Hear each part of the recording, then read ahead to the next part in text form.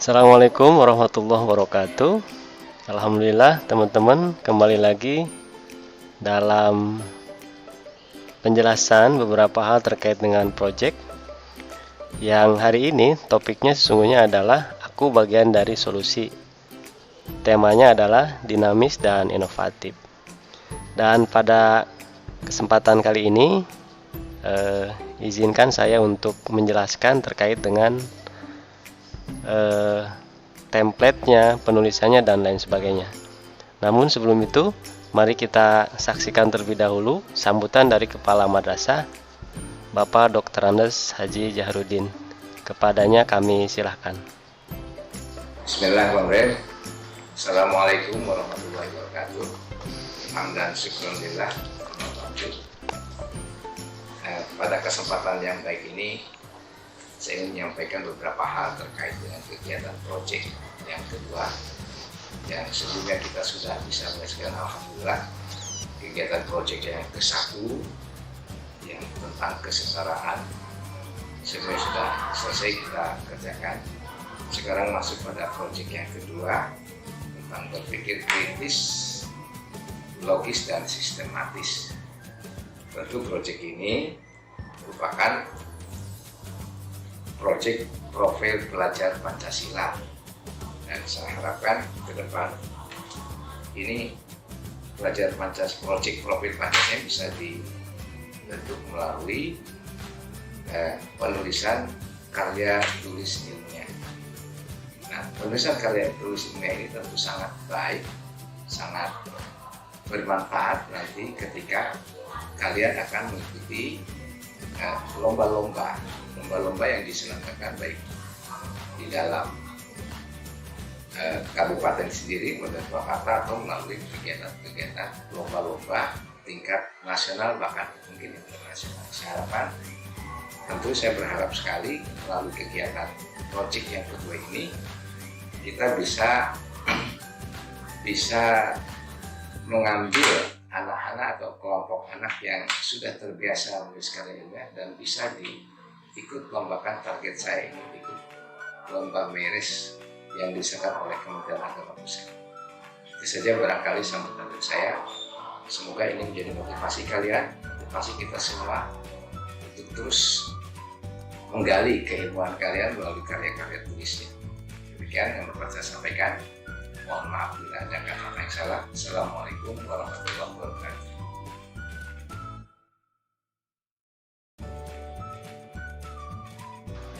Baik, terima kasih kami ucapkan kepada Kepala Madrasah yang sudah memberikan motivasi dan harapan akhir terkait dengan proyek yang kedua ini. Dan para pemirsa sekalian, izinkan saya untuk menyampaikan beberapa hal.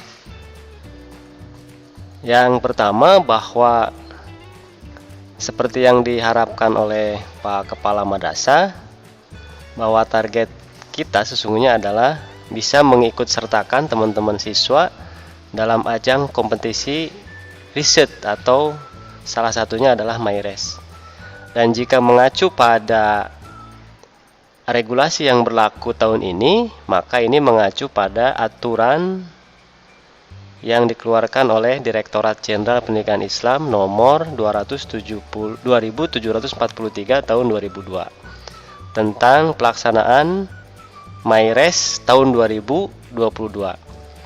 Kenapa menggunakan ini? Karena ya yang di 2023 itu belum ada. Jadi acuan sementara kita adalah menggunakan regulasi ini, dan nanti ketika akan kita kirimkan ke MyRes 2023 itu kita tinggal menyesuaikan beberapa hal saja. Baik, pada bagian ini saya tidak akan menyampaikan dan menjelaskan semuanya, hanya beberapa bagian saja, terutama terkait dengan bagian penulisan. Nah, ini terkait ini terkait temanya, teman-teman. Jadi ini temanya itu terkait dengan ilmu keagamaan Islam.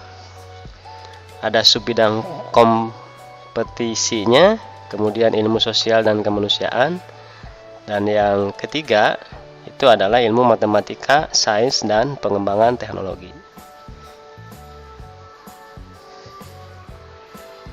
Nah, terkait dengan penulisan itu kita akan melihat di sini. Nah, ini format penulisan laporan penelitiannya. Jadi yang pertama cover, ada daftar isi, ada kata pengantar, ada abstrak, ada bab 1 pendahuluan, ada bab 2 kajian teori, kemudian bab 3, kemudian bab 4, kemudian bab 5, terakhir daftar pustaka dan lampiran-lampiran. Kemudian ada petunjuk penulisannya, di sini menggunakan hurufnya Arial. Ukuran isi itu 11 ya. Jadi menggunakan aturan ini. Nah, nanti template-nya akan diberikan kepada rekan-rekan semua, kepada teman-teman, silahkan untuk menyesuaikan dengan ini. Jadi harapannya bisa menyesuaikan dengan ini. Kalaupun tidak, ya minimal teman-teman bisa membuat makalah untuk di tahun ini. Sementara tahun depan itu teman-teman wajib untuk bisa membuat penelitian.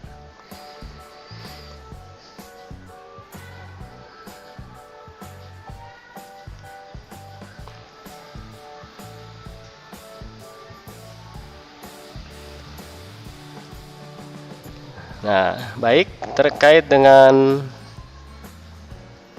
template-nya berikut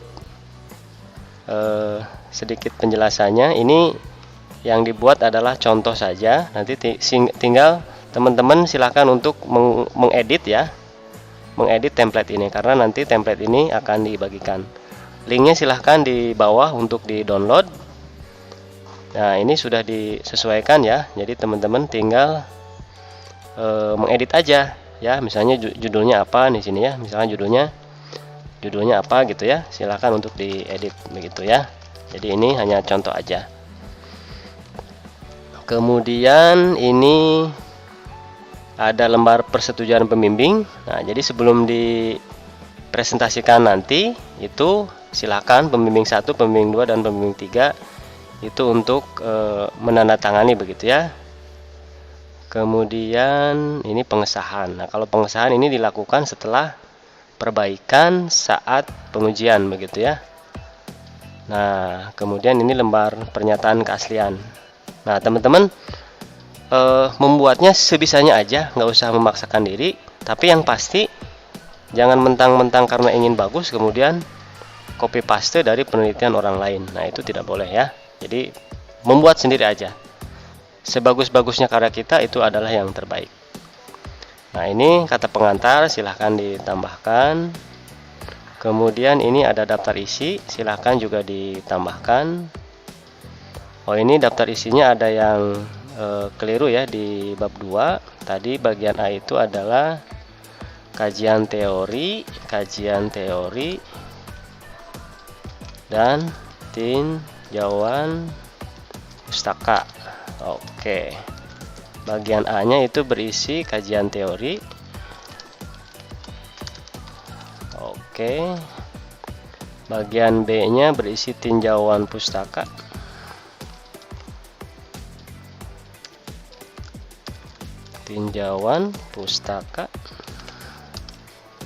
Kemudian bagian C berisi penelitian yang relevan. Ini penelitian orang lain, artinya boleh di jurnal ya, carinya ya. Kemudian bagian D hipotesis jika ada.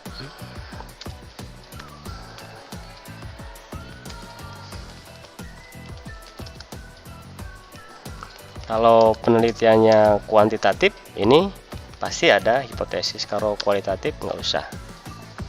Nah, ini metodologi dan ini hasil penelitian. Oke ya, baik, Bapak jelaskan sedikit-sedikit terkait dengan ini semua.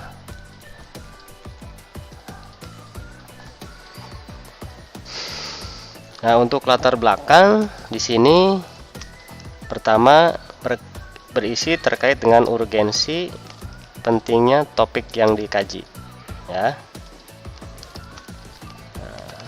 Kemudian di sini berisi fenomena adanya gap masalah ya, fenomena masalah. Jadi kenapa sih penelitian itu penting? Ya karena topik ini kalau kemudian ada masalah dan tidak diselesaikan itu akan mengakibatkan apa misalnya ya, dan fenomenanya seperti apa, fenomena masalahnya seperti apa. Nah, kemudian ini rumusan masalah ini berisi terkait dengan pertanyaan penelitian ya. Boleh 3, boleh 4. Insya Allah teman-teman, guru-guru pembimbing itu sudah melewati fase ini semua, jadi pasti akan paham. Nah, ini kalimat positif dari pertanyaan penelitian. Nah, ini manfaatnya kira-kira bagi siswa apa, bagi sekolah apa, ya, bagi madrasah apa, juga bagi perkembangan keilmuan apa.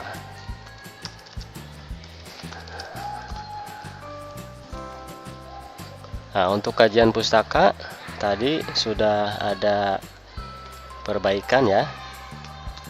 Jadi yang pertama berisi kajian teori.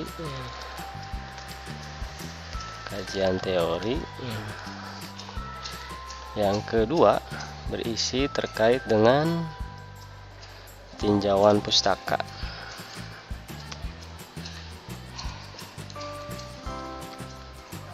Yang kedua terkait dengan tinjauan pustaka. Kemudian yang ketiga berisi penelitian yang relevan.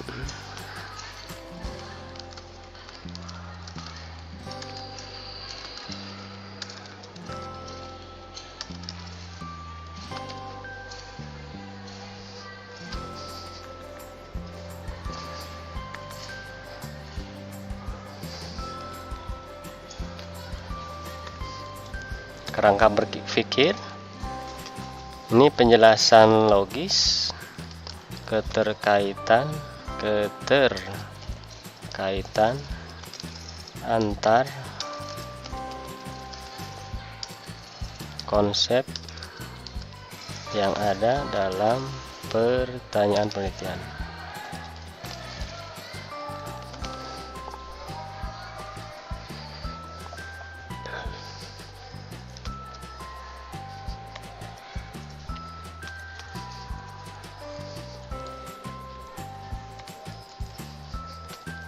Nah, bagian E itu adalah hipotesis kalau ada.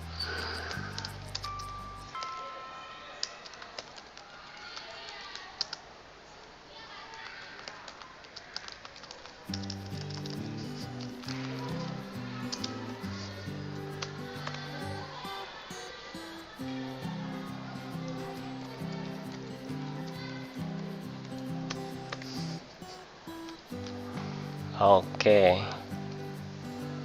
Nah, untuk bab 3 ini pendekatannya apakah kual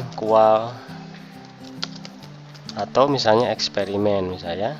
Nah, metodenya misalnya deskriptif atau apa, studi kasus atau apa gitu ya. Atau hanya sekedar studi kepustakaan kalau hanya sebatas makalah.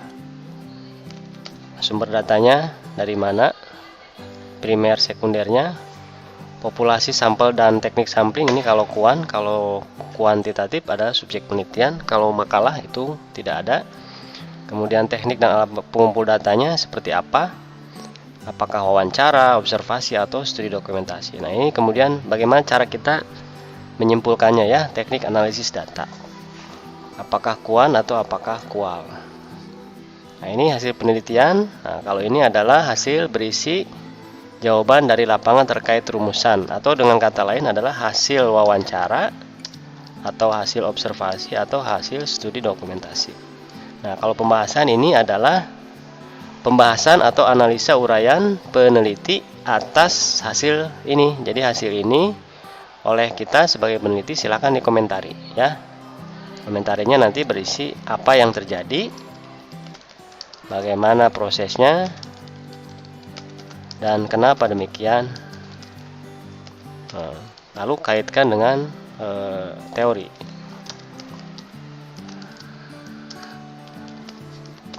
Seperti itu ya. Nah, ini kalau bab 5 ini simpulan, ini berisi jawaban terkait dengan pertanyaan penelitian, kemudian saran. Nah, ini di sini solusinya seperti apa dari teman-teman peneliti. Dan ini terakhir daftar pustaka. Kemudian berikutnya adalah lampiran-lampiran. Baik, teman-teman, itu yang dapat Bapak sampaikan terkait dengan panduan penulisan dari hasil akhir proyek yang kedua ini.